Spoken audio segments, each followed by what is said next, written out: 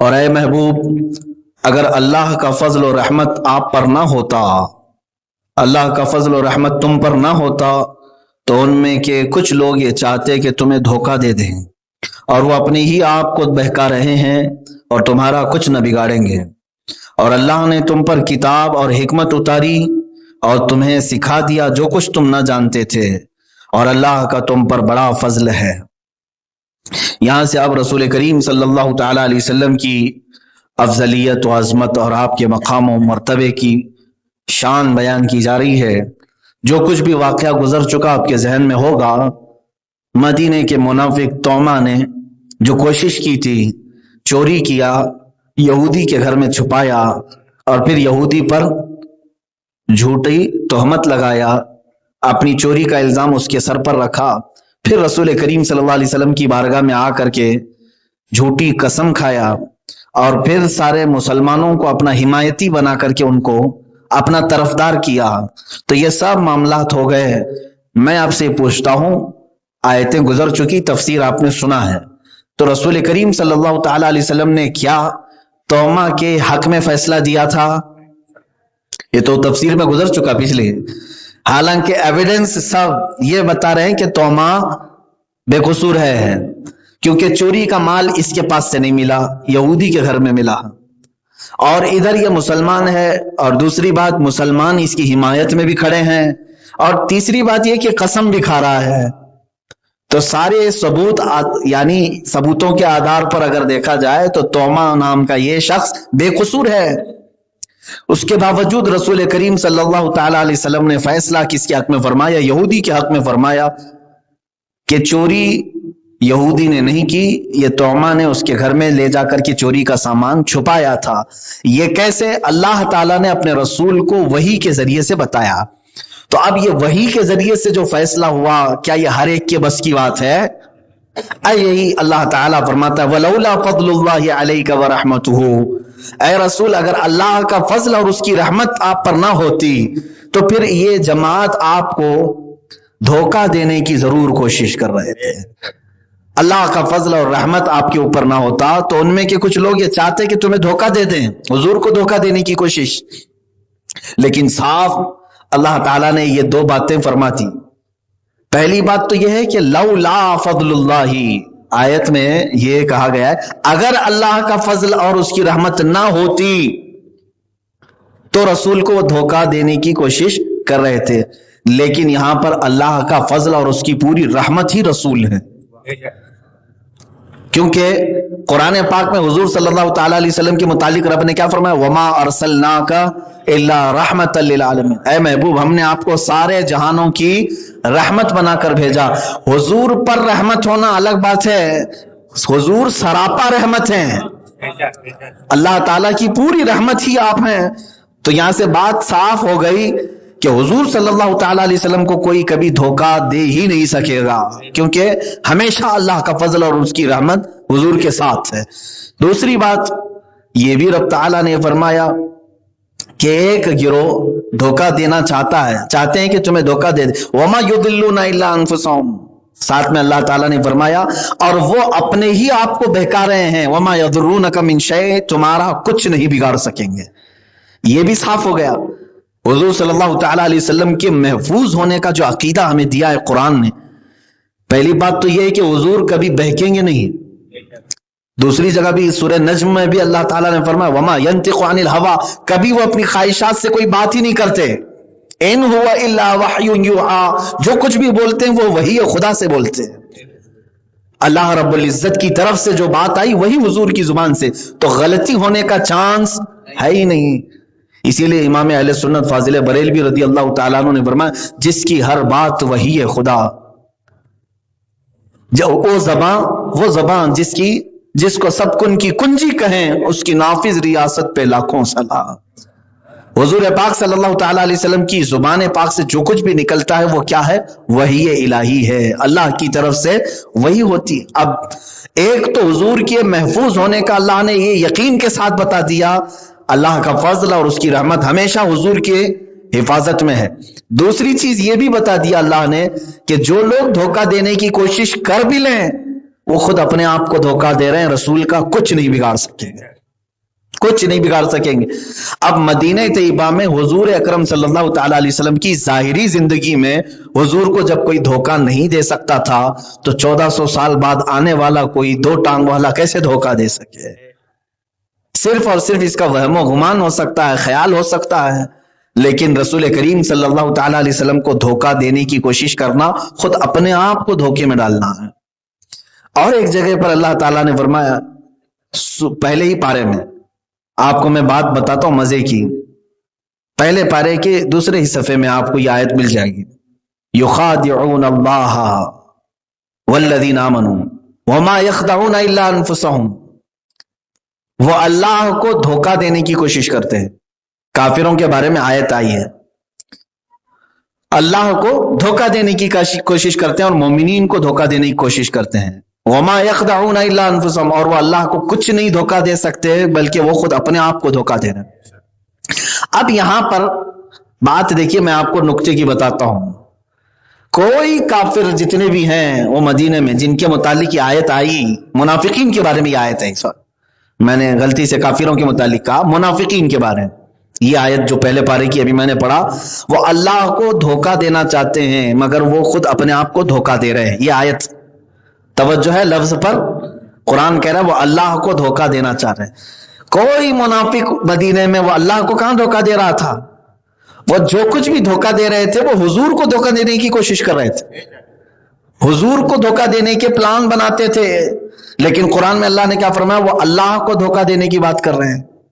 پتہ یہ چلا کہ جو رسول کو دھوکہ دینے کا پلان کرتا ہے وہ در حقیقت اللہ کو ہی دھوکہ دینا چاہتا ہے، اور اللہ تعالیٰ نے حضور صلی اللہ تعالیٰ علیہ وسلم کا ذکر نہیں فرمایا یہاں پر کہ منافقین حقیقت میں کس کو دھوکہ دینے کی بات کر رہے تھے، حضور کو، لیکن آیت میں حضور کا نام نہیں دیا، اللہ نے فرمایا ڈائریکٹ اللہ کو دھوکہ دینے کی بات کر رہے ہیں۔ اسی لیے مسلمانوں یاد رکھو، جس نے نبی کے ساتھ غداری کی اس نے اپنے خلاق عالم کے ساتھ غداری کی ہے۔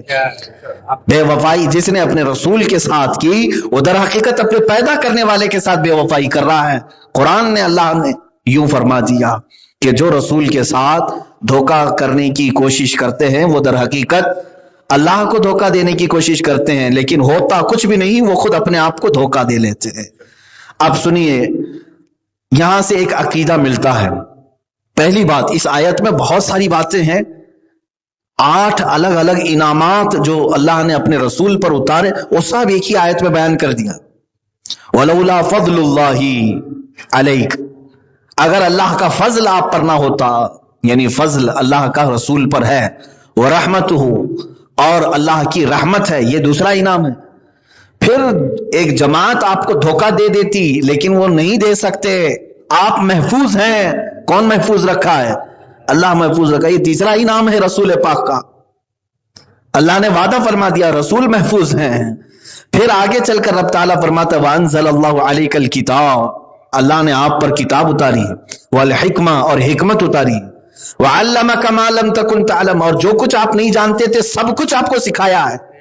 وَكَانَ فَضْلُ اللَّهِ عَلَيْكَ عَظِيمًا، یہ اللہ کے سب سے بڑے فضل میں سے آپ پر ہے، جو کسی اور کو نہیں دیا گیا وہ سب رسول کو دے دیا گیا۔ ایک آیت میں رسول پاک صلی اللہ تعالی علیہ وسلم کے سارے انعامات کا تذکرہ ہو گیا۔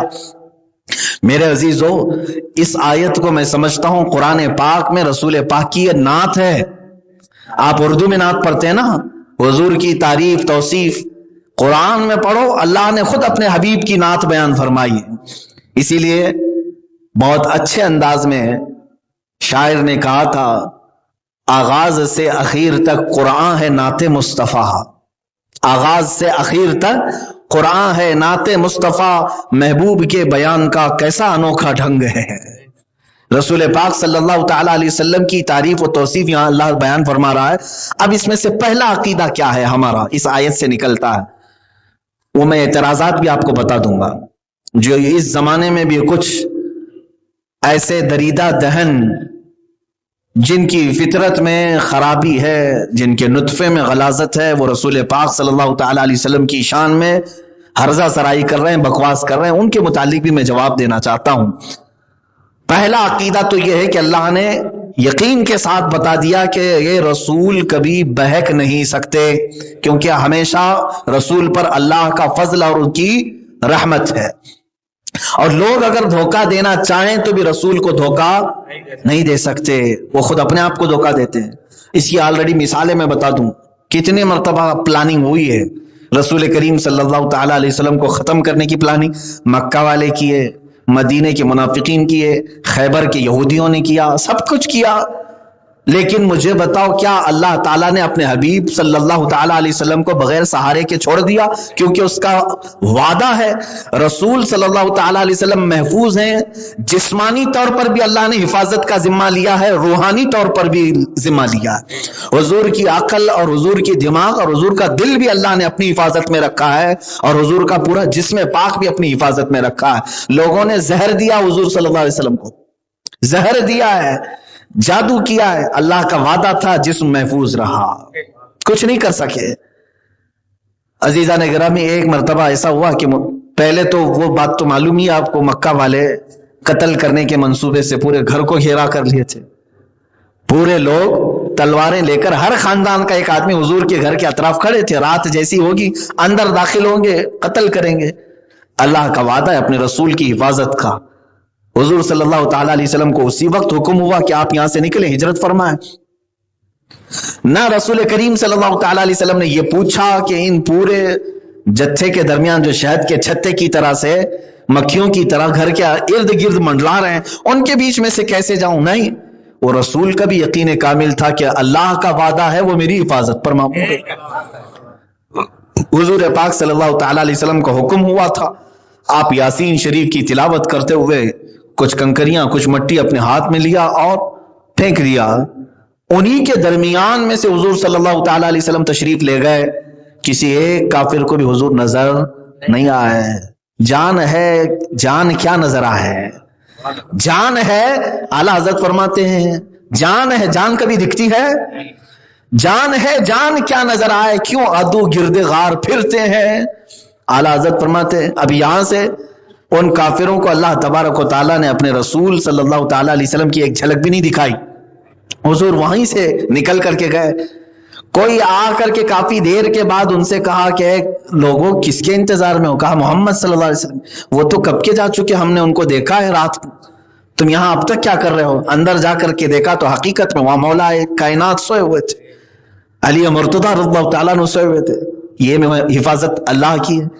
یہاں سے نکل کر کے گئے، مکہ والے کیا خاموش بیٹھ گئے؟ ہر جگہ چوکی، ناکہ بندی سب جگہ لگا دیے کہ یہ کہیں سے نکلنے نہ پائیں۔ حضور پاک صلی اللہ تعالیٰ علیہ وسلم وہاں سے نکل کر غار ثور میں آئے، 3 دن تک وہاں قیام فرمائے، کفار مکہ ڈھونڈتے ہوئے اس غار تک بھی پہنچ گئے۔ حضرت ابوبکر صدیق فرماتے ہیں غار کے اندر سے آنے والوں کے پیر بھی دکھ رہے تھے۔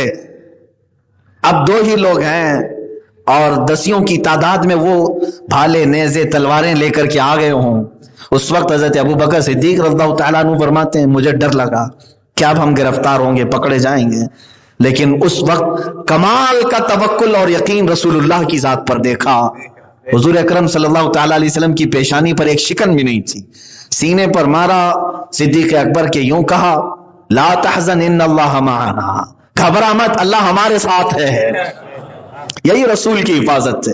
اور اللہ نے جب یہ فرما دیا اللہ کا فضل اور اس کی رحمت ہے، رسول آپ کے ساتھ ہے، تو ہر جگہ حفاظت فرمائے گا۔ اور اس کی حفاظت کی شان بھی تو دیکھو، ہائے اللہ تبارک و تعالیٰ جب حفاظت پر کسی کے اپنی تمام کرم کے دروازے کھولتا ہے تو لوگوں کا وہم و گمان بھی نہیں جاتا کہ ایسی بھی حفاظت ہوتی ہے۔ کن چیزوں سے حفاظت کیا؟ غار کے اطراف فرشتوں کو اتار دیا کہ فرشتے اتر کے کھڑے ہو جاؤ، میرا رسول غار ثور کے اندر موجود ہے، یا پھر ایک جماعت کو وہاں تیار کرا دیا؟ نہیں، ایک کبوتری انڈے دیتی ہے اور ایک مکڑی جالا بنتی ہے، مکڑی جالا بنتی ہے غار کے دروازے پر، اور ایک کبوتری انڈے دیتی ہے۔ مکہ میں یہ عام خیال تھا جہاں کبوتری انڈے دیتی ہے لوگ آنا جانا نہیں کر رہے ہوں گے کافی دنوں سے، تبھی تو انڈے دے رہی ہے۔ انسانوں کی چلت پھرت جہاں ہوتی ہے، کوئی پرندہ انڈے کیوں دے گا وہاں پر راستے پر؟ تو کافی دنوں سے کوئی آیا نہیں ہے، اس لیے کبوتری نے انڈے دی۔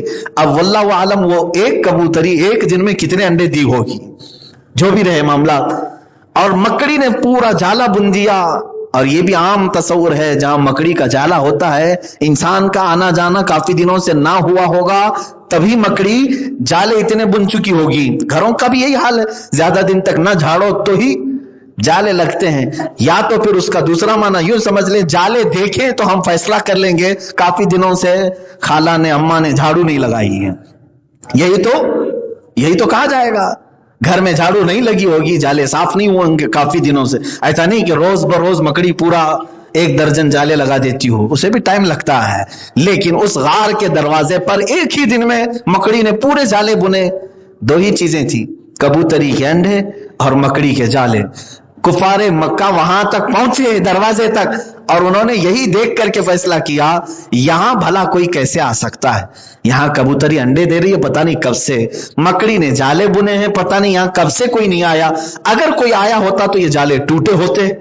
تو وہ وہاں تک پہنچ کر کے بھی اندر نہیں گئے غار کے، واپس باہر سے چلے گئے. یہی رسول پاک کا حکم تھا، لا تحزن ان اللہ معنا، گھبراؤ مت اللہ ہمارے ساتھ ہے. جب رب وعدہ فرماتا ہے حفاظت کا تو پھر وہ بہت چھوٹی چیزوں سے بھی حفاظت فرماتا ہے. یہ ہے کہ سامنے والے کے ذہن پر. میں تو یہاں چل کر کے یہ کہتا ہوں، عام طور پر اس واقعے میں یہ بیان ضرور ہوتا ہے کہ مکڑی نے جالے بنے. کہاں بنے تھے؟ توجہ ہے، کہاں بنے تھے؟ غار کے دروازے پر. لیکن میرا وجدان یہ کہتا ہے اللہ نے یہ جالے بظاہر دروازے پر لگوا دیے، حقیقت میں تو کافروں کے دماغ پر جالے پڑا دیے. ظاہر سی بات ہے کفار مکہ کے ذہن و دماغ پر جو ہے جالے بن چکے گئے تھے، اس لیے شاید وہ عقل سے اور دماغ سے کچھ نہ سوچ سکے اور وہیں سے الٹے قدم چلے. یہ ہے میرے رسول کی حفاظت. اللہ تعالیٰ نے جسمانی حفاظت کا بھی ذمہ لیا. اور میں مثال بتاؤں آپ، مدینہ طیبہ رسول کریم صلی اللہ تعالیٰ علیہ وسلم تشریف لائے. یہاں کئی منصوبے ہوتے رہے، پلاننگ ہوتی رہی. ایک بار ایک دعوت میں حضور کو طلب کیا گیا، حضور اکرم صلی اللہ تعالیٰ علیہ وسلم کو مدعو کیا گیا.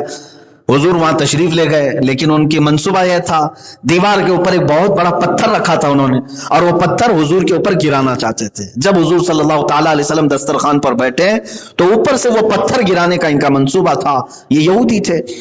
اللہ رب العزت نے فوراً وحی کے ذریعے سے ارشاد فرمایا، اے رسول پاک صلی اللہ تعالیٰ علیہ وسلم آپ اس جگہ سے فوراً اٹھیں. رسول کریم صلی اللہ تعالیٰ علیہ وسلم اس مجلس سے پہلے اٹھے، پھر پتھر گرا، حضور کو ایک خروچ بھی نہیں آئی. اللہ حفاظت پر مامور ہے.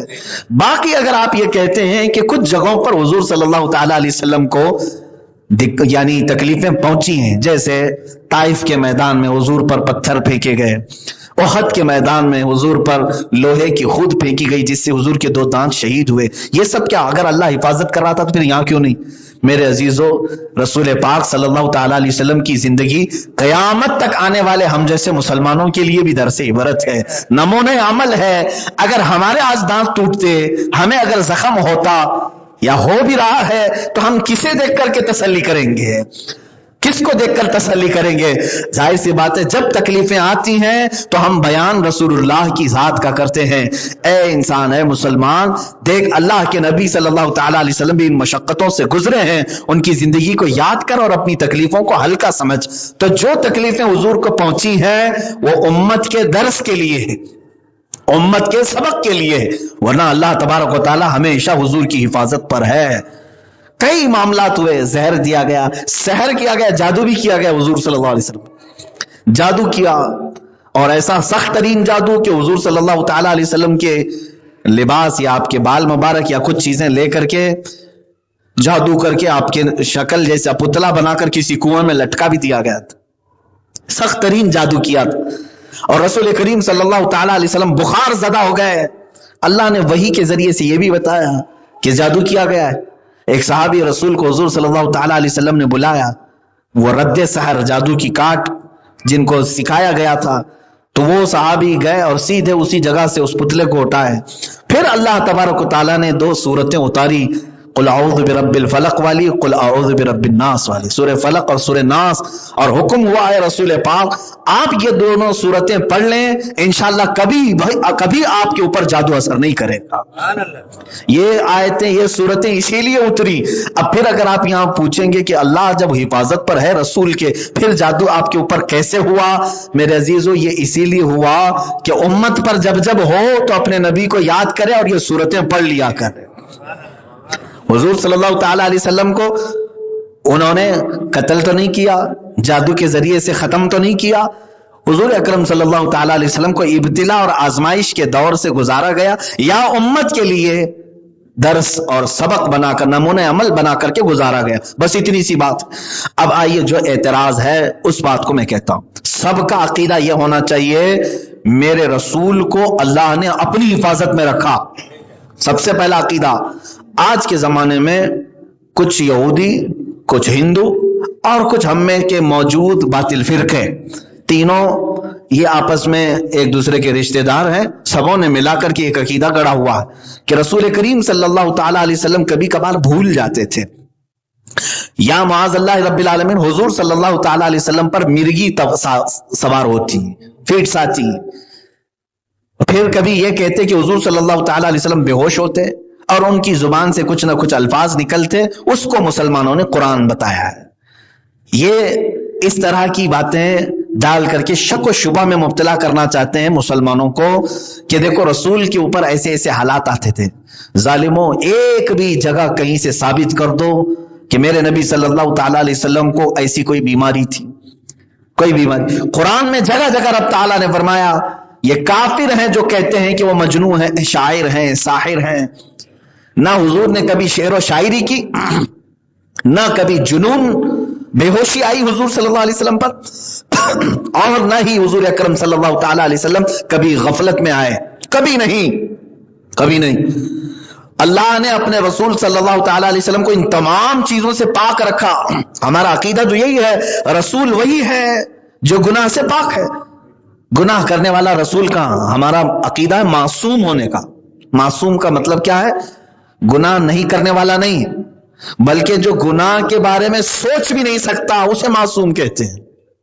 اولیاء بھی گناہ نہیں کرتے تھے، لیکن ہم اولیاء کو معصوم نہیں کہتے۔ معصوم وہ ہے جس کو اللہ تعالیٰ نے پیدا ہی ایسا کیا کہ وہ گناہ کے بارے میں سوچتا ہی نہیں، سوچتا ہی نہیں۔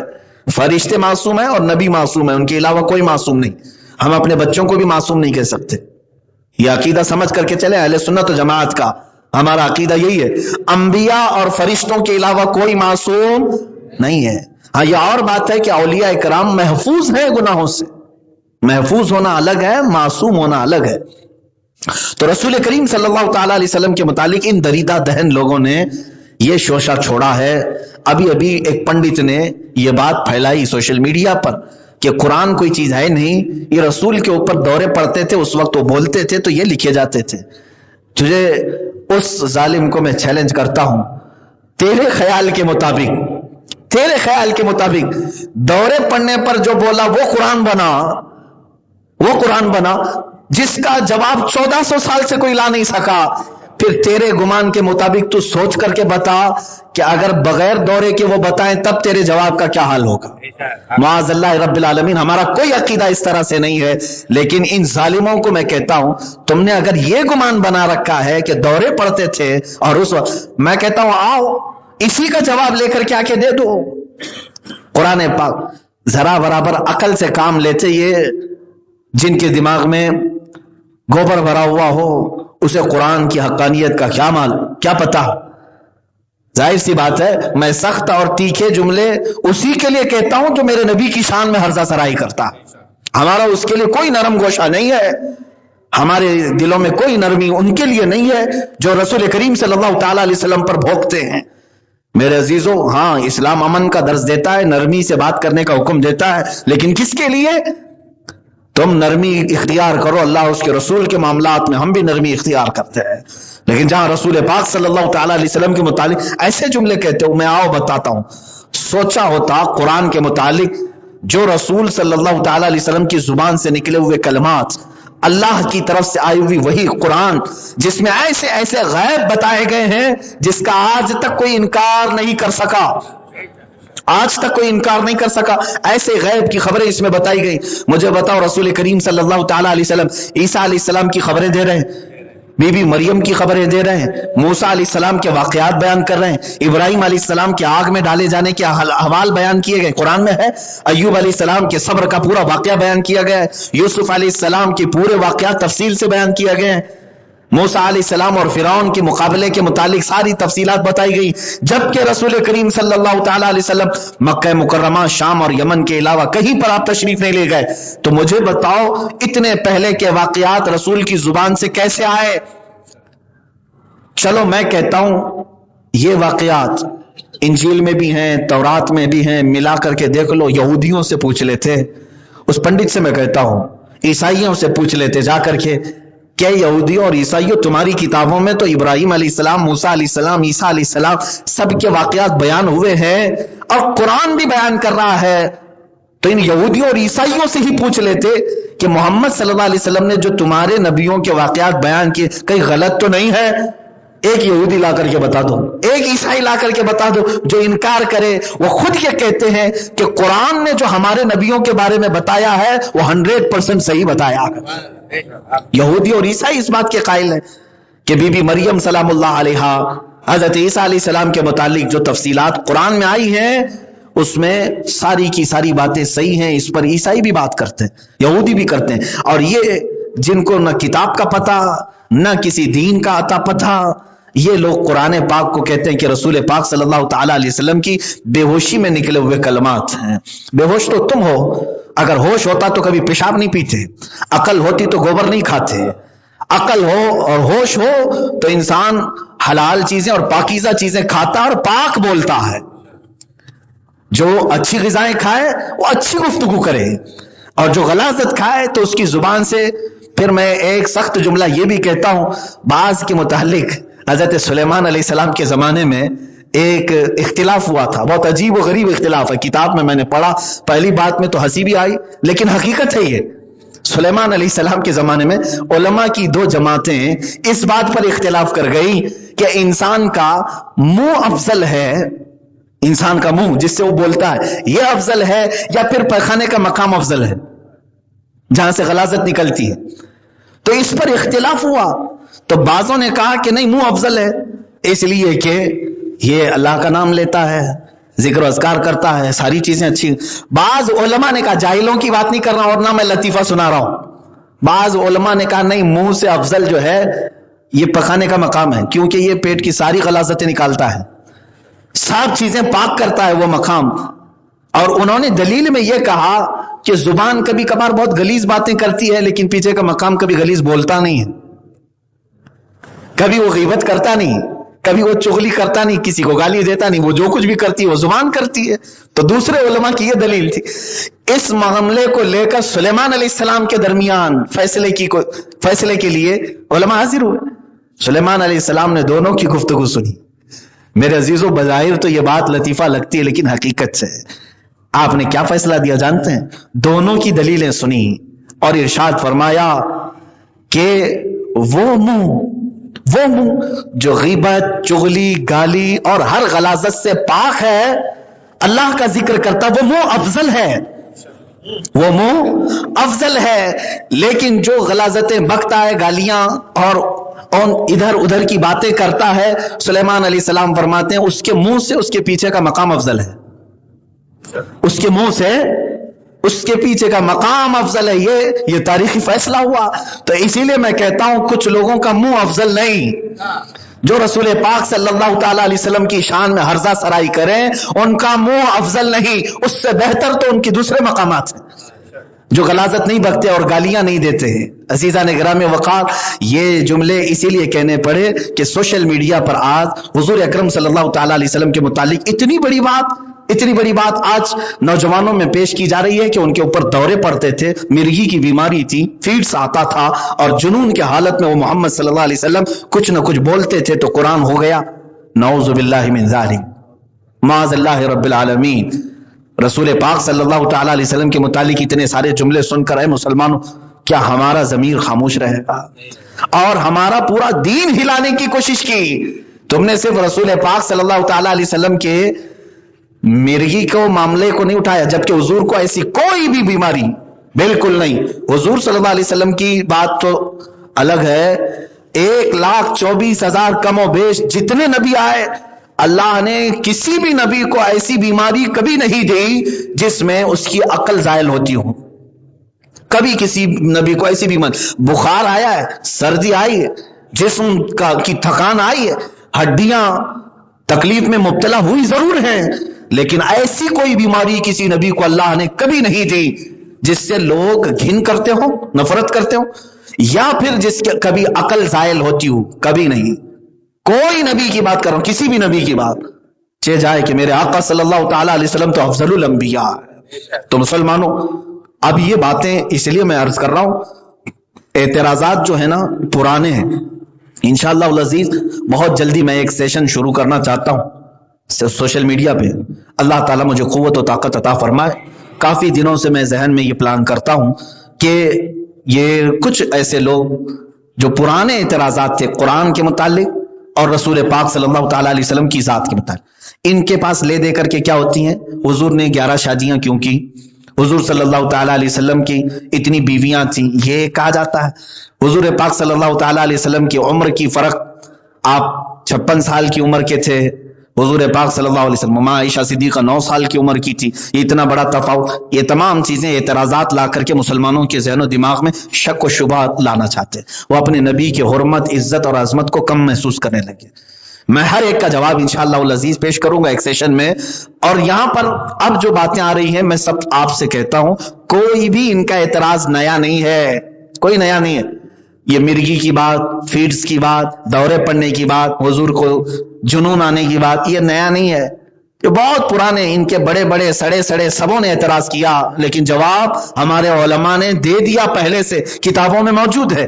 لیکن فرق صرف اتنا ہے کہ اب کی جنریشن نہیں ہے، نہ آپ نے کتابیں کبھی اٹھائی.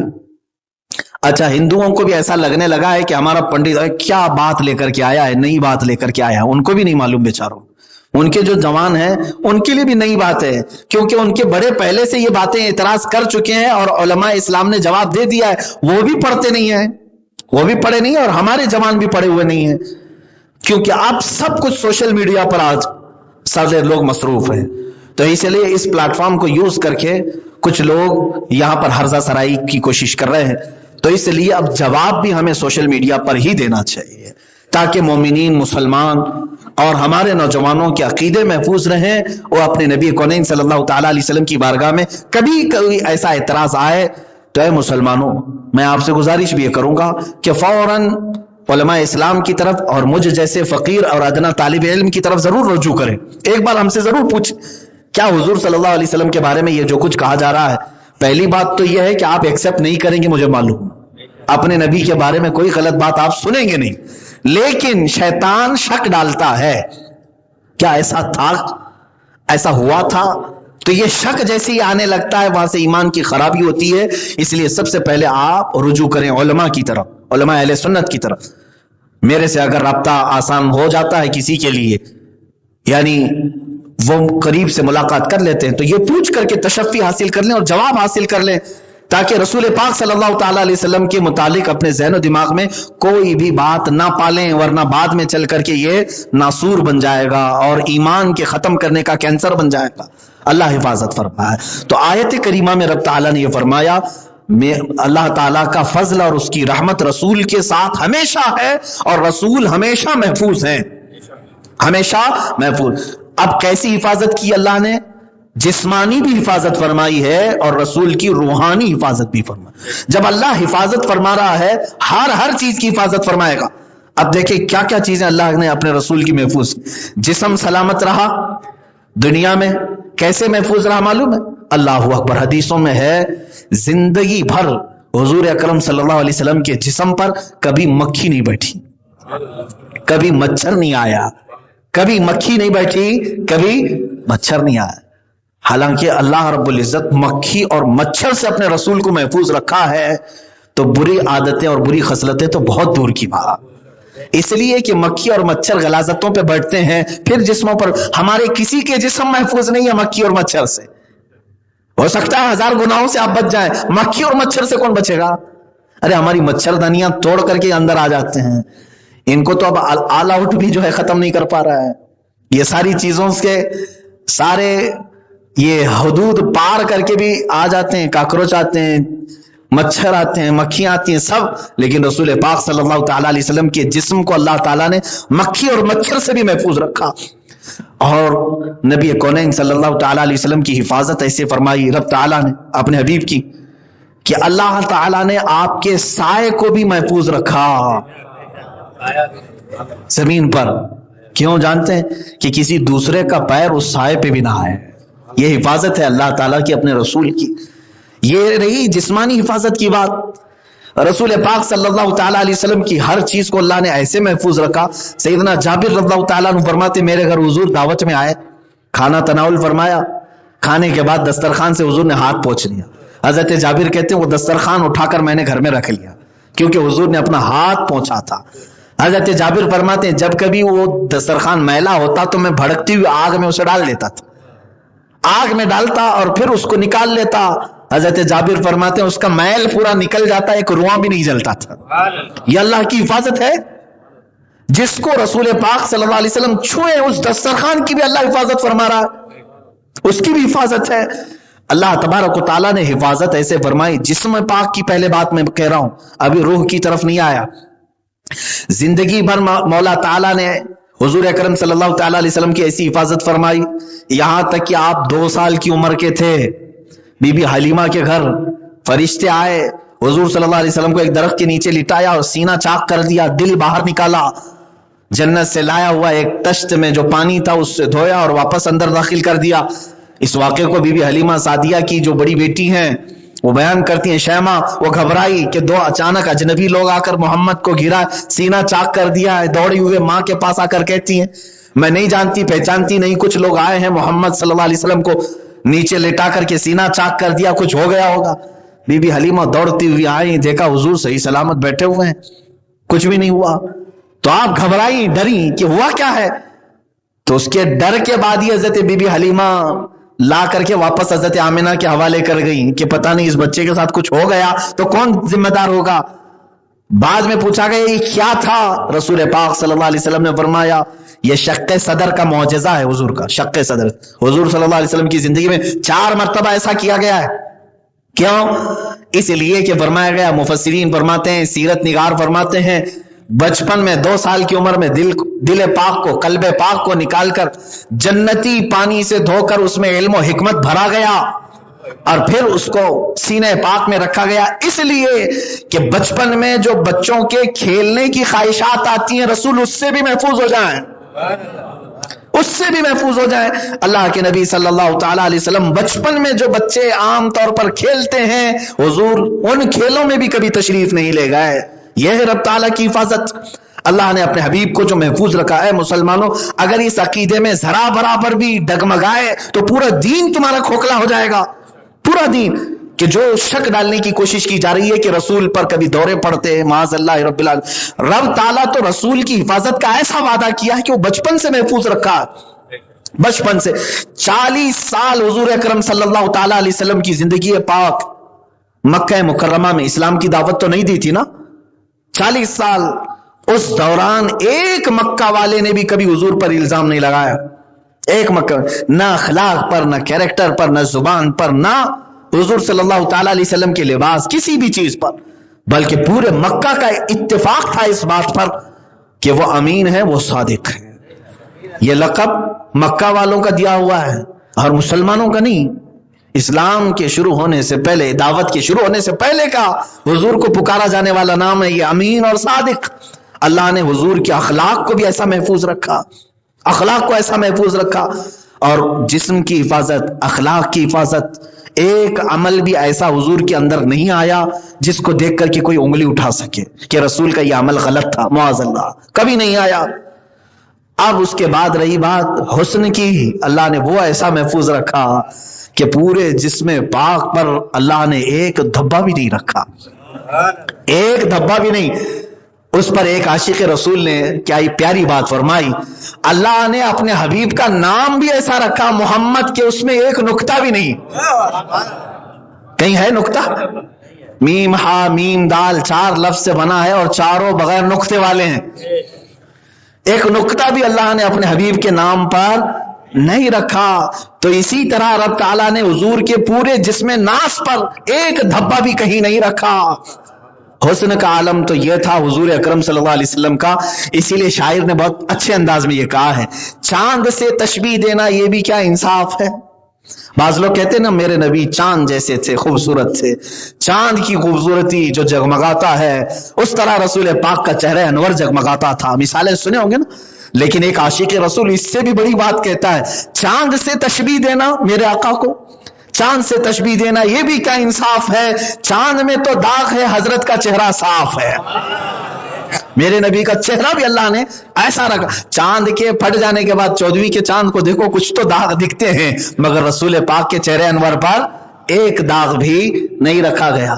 تو یہ جسمانی حفاظت اللہ رب العزت کی ہوئی، اور روح کی حفاظت تو اللہ تعالیٰ نے ایسی فرمائی، اللہ اکبر، کہ رسول پاک صلی اللہ تعالیٰ علیہ وسلم کا سو جانا بھی وہ معراج منامی ہوتا تھا، سو جانا بھی معراج منامی، یعنی حضور صلی اللہ تعالیٰ علیہ وسلم جب سوتے تھے تو آپ ارشاد فرماتے ہیں کہ ایک مرتبہ صحابہ جو ہے کنٹینیو روزہ رکھنے کا، ایک صحابی نے قسم کھا لی، حضور نے ان کو بلایا اور کہا ایسی قسم مت کھاؤ، تو انہوں نے کہا اے اللہ کے نبی آپ بھی تو روز روزہ رکھتے ہیں، روزانہ روزہ رکھتے ہیں، وہ دیکھ کر کے ہم بھی سوچے دن میں بھی روزہ رکھیں گے رات میں بھی رکھیں گے۔ تب نبی کونین صلی اللہ علیہ وسلم نے کیا فرمایا، ایکم مثلی، تم میں کون ہے جو میرے برابر کا ہے۔ بعض لوگ آیت پڑھ کر کے کہتے ہیں کہ رسول ہمارے برابر کے، خود رسول پوچھ رہے ہیں تم میں کون ہے جو میرے برابر کا ہے، اور آگے کیا فرماتے ہیں، اللہ کے نبی صلی اللہ علیہ وسلم فرماتے ہیں انما یطعمکم ربی ویسقینی من الجنہ وانا نائم، او کما قال رسول اللہ صلی اللہ علیہ وسلم، جب میں سوتا ہوں تو اللہ تبارک و تعالی مجھے جنت سے کھلاتا پلاتا ہے۔ میں اگر روز روزہ رکھ رہا ہوں تو صرف ظاہر کو دیکھ کر مت سمجھ لینا، اللہ تعالیٰ مجھے جنت سے کھلاتا پلاتا ہے۔ اور ایک حدیث پاک میں ملتا ہے کہ رسول جب سوتے ہیں تو صرف آنکھیں بند ہوتی ہیں، دل بیدار ہوتا ہے، اور حضور ہر ایک کی خبر رکھتے ہیں، کون آ رہا ہے کون جا رہا ہے۔ یہ روح کی اللہ تعالیٰ نے ایسی حفاظت فرمائی۔ اب آگے چل کر کے میں بتاتا ہوں میرے عزیزوں، اللہ نے کیسی حفاظت کا وعدہ کیا بچپن سے لے کر، بلکہ اگر میں پیچھے چلوں تو بہت آگے بات بڑھ جائے گی۔ اپنے نبی صلی اللہ علیہ وسلم کی حفاظت اس نے اس وقت سے فرمائی جب آدم علیہ السلام کی پیشانی میں نور کے طور پر داخل کیا، وہاں سے حفاظت چل رہی ہے نور نبی کی، اس لیے کہ آدم علیہ السلام کی پیشانی سے یہ نور منتقل ہو کر جب حضرت حوا کے بطن میں آیا اور پھر حضرت شیس علیہ السلام پیدا ہوئے آدم علیہ السلام کی اولاد میں، تو اب شیس علیہ السلام کی پیشانی میں حضور کا نور نظر آنے لگا، تو آدم علیہ السلام اپنے بیٹوں میں پہچان لی سب سے چمکدار پیشانی والا کون ہے، شیس علیہ السلام۔ ان کو بلا کر کے کیا تنبیہ کرتے ہیں معلوم، آدم علیہ السلام تنبیہ کرتے ہیں تو عام آدمی نہیں ہے، تیرے پاس اللہ کی امانت ہے، اب تو شادی بھی کرے گا تو سب سے زیادہ با اخلاق لڑکی سے، سب سے زیادہ نیک، اس نیک اخلاق والی خاتون سے نکاح ہوا، اور پھر اس کے بعد حضرت شیس علیہ السلام سے پھر ان کے بیٹے میں جب یہ نور آیا، انہوں نے بھی ایسی وصیت یہی کی اپنے بیٹے کو، اور بھی بہت سارے بیٹے تھے لیکن یانش شیس علیہ السلام کے بیٹے، تو ان کو یہ نصیحت کی ان کے باپ نے کہ تیرے پاس اللہ کی ایک امانت ہے، تو عام کسی عورت کے ادھر ادھر نکاح میں نہ چلے جانا، اس عورت سے تیرا نکاح ہوگا جو سب سے زیادہ پاک ہوگی۔ یہ سلسلہ کہاں تک چلا، بی بی آمنہ تک چلا۔ حضور صلی اللہ علیہ وسلم فرماتے ہیں اللہ نے ہمیشہ میرے نور کو ایسے باپ اور ایسے ماں میں رکھا جو دنیا میں سب سے افضل تھے۔ یہ اللہ کی حفاظت، نور مصطفیٰ کی حفاظت۔ جتنی بھی پشتوں سے حضور کا نور آیا وہ سب کے سب اللہ کا سجدہ کرنے والے تھے اور اس زمانے کے سب سے افضل ترین تھے۔ جس ماں کے پیٹ میں گیا، جس باپ کی پشت میں آیا، یہاں تک کہ یہ نور حضور کا بی بی آمنہ میں آیا تو بی بی آمنہ بھی سب سے افضل ترین خاتون تھی مکہ مکرمہ کی۔ آپ کو طاہرہ کہا جاتا تھا، پاک باز خاتون، اور اس پاک باز خاتون سے میرے آقا کا نور اچھا ہو گیا، پیدا ہوا، 40 سال اللہ نے حفاظت فرمائی، اور پھر 23 سال اسلام کی وہ بھی حفاظت فرمائی۔ دیکھیں اللہ تعالیٰ نے حضور کے گھر کو بھی کیسے محفوظ رکھا. قرآن میں صاف وعدہ فرماتا ہے انما یرید اللہ اہل البیت. اللہ تبارک و تعالیٰ فرماتا ہے کہ اے رسول آپ کے اہل بیت کے متعلق اللہ یہ چاہتا ہے کہ انہیں خوب پاک رکھے. یہاں تک کہ حضور نے جن سے نکاح کیا ان میں سے ایک خاتون بھی بد کردار نہیں آئی. حضور کے نکاح میں اولاد آئی تو ان میں اولاد میں ایک بھی کوئی بگڑے ہوئے اخلاق والی نہیں آئی، بلکہ اولاد میں بھی وہ آئی جو جنتی خواتین کی سردار، جس کا گھر محفوظ، جس کی بیویاں محفوظ، جس کی اولاد محفوظ، جس کا نکاح محفوظ، جس کے اخلاق محفوظ، جس کا کردار محفوظ، ہر چیز جس کی محفوظ ہے. اس کے متعلق تم کیسے کہہ سکتے ہو کہ وہ دورے پڑنے کے وقت وہ قرآن بولتا تھا؟ اللہ نے ایسی حفاظت فرمائی. یہ بات بہت طویل جائے گی کہ کہاں میرے مولا نے میرے نبی کی حفاظت فرمائی. اب بات میں اختتام تک لے جاتا ہوں. اے مسلمانوں، یہ ہمارا عقیدہ نہیں، قرآن کا عقیدہ میں بتا رہا ہوں. اور رسول پاک کے فرمان کے مطابق ایک صحابی آئے حضور صلی اللہ تعالی علیہ وسلم سے عرض کرتے ہیں آقا میں آپ سے زیادہ قریب ہونے کے لیے کیا کروں؟ صحابہ کے سوال بھی ایسی ہوتے تھے، میں آپ سے زیادہ قریب ہونے کے لیے کیا کروں؟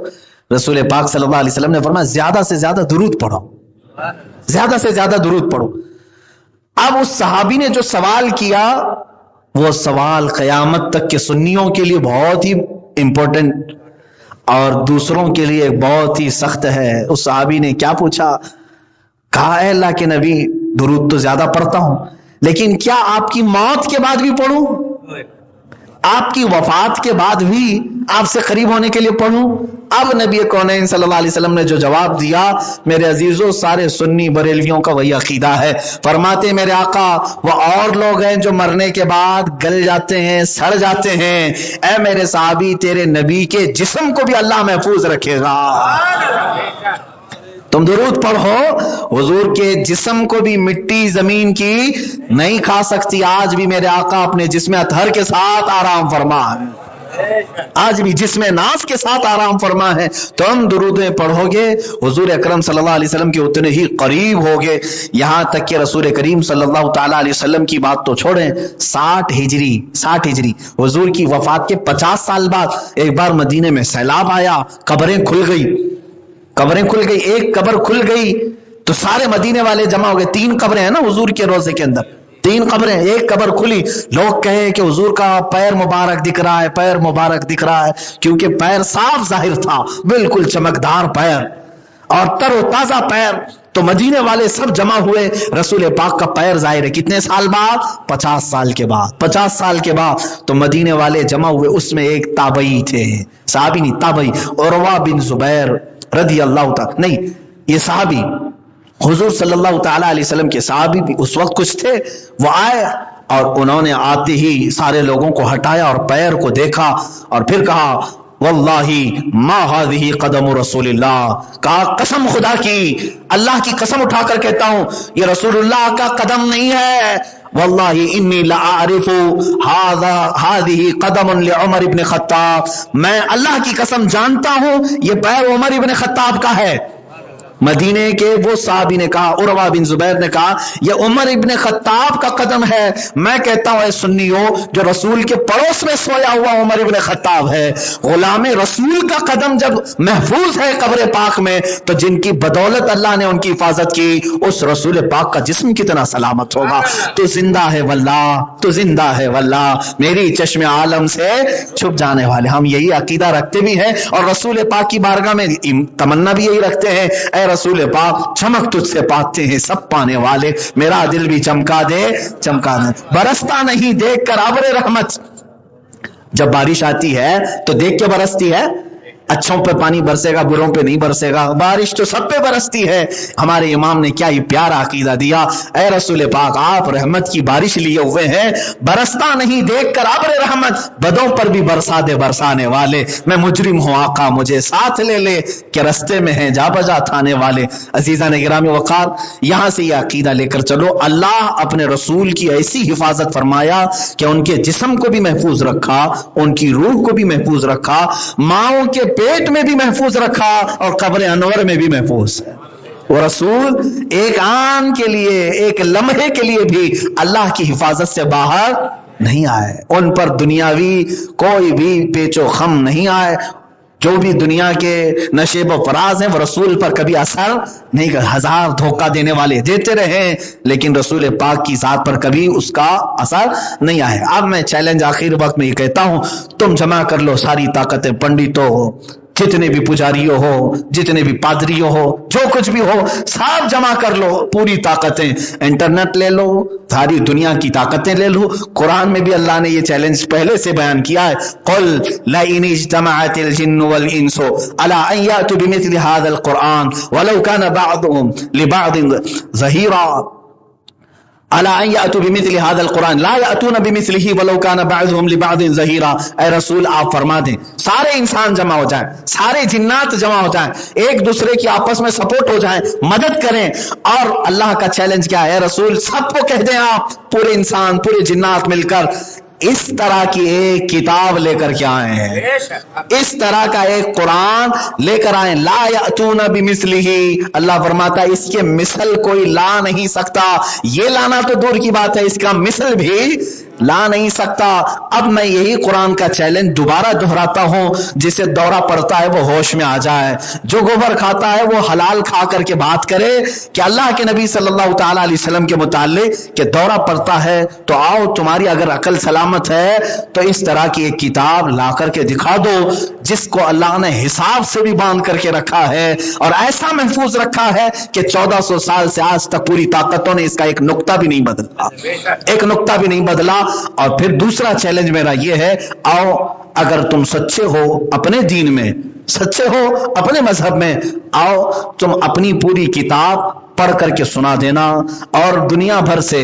اچھا، اس کا ایک بہت پیارا چیلنج حکیم الامت نے فرمایا، احمد یار خان نعیمی رحمۃ اللہ علیہ مفسر ہیں، فرماتے ہیں کتابوں کو جانچنے اور پرکھنے کا ایک چیلنج یہ بھی ہے کہ جتنی کتابیں سب کو ایک طرف لگا دینا، سب پانی میں ڈال دینا، سب پانی میں، انجیل ہو، بائبل ہو، اولڈ ٹیسٹامنٹ، نیو ٹیسٹامنٹ، جو بھی ہے، وید ہیں، گیتا ہے، مہا بھارت، سب، اس کے ساتھ قرآن بھی لے لو، جتنے قرآن ہیں سب پوری جتنی بھی مقدس کتابیں ہیں سب ایک جگہ تم پانی میں ڈال دو، بند کر دو، ختم کر دو، اور پھر آؤ اپنے اپنے مذہب کے لوگوں کو لے کر کے آؤ، تم اپنی پرانی کتابیں پھر سے لکھ کر کے دکھانا، ہم قرآن پاک بھی لکھ کر کے دکھائیں گے، اور پھر کسی پرانی کتاب سے ملا کر کے دیکھتے ہیں کہ کون صحیح اترتا ہے اور کون غلط اترتا ہے۔ اس لیے کہ یہ قانون ہے اللہ کا، کوئی کتاب من و عن بندوں کو یاد نہیں رہ سکتی سوائے قرآن پاک کے، سوائے قرآن پاک کے۔